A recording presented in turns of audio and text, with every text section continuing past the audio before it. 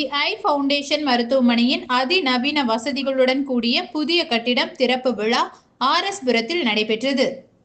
கோவையை தலைமையிடமாக கொண்டு இயங்கி வரும் தி ஐ ஃபவுண்டேஷன் கோவை கண் மருத்துவமனையின் புதிய கட்டிடத்தின் திறப்பு விழா கோவை ஆர்.எஸ். புரம் பகுதியில் உள்ள ராஜஸ்தானி மண்டபத்தில் நடைபெற்றது.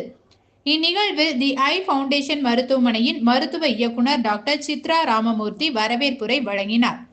மருத்துவமனையின் தலைவர் டாக்டர் ராமமூர்த்தி சிறப்புரை ஆற்றினார்.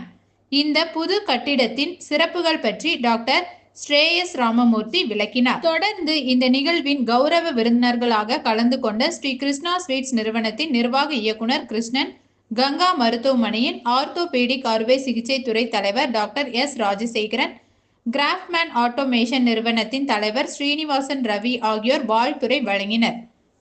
புதிய கட்டிடம் திறப்பு விழா குறித்து பேசிய தி ஐ ஃபவுண்டேஷன் கண் மருத்துவமனையின் தலைவர் டாக்டர் ராமமூர்த்தி, 1.20 லட்சம் சதுர அடியில் விரிவாக்கப்பட்ட வளாகம் அதிநவீன தொழில்நுட்பம் மற்றும் நவீன வசதிகளுடன் வடிவமைக்கப்பட்டுள்ளது.